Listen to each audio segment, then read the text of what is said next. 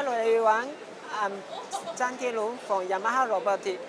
Here we are trying to show our latest release, the Yamaha 7-axis collaborative robot.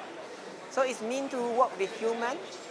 Thanks to the 7-axis, so this robot can access from different angles.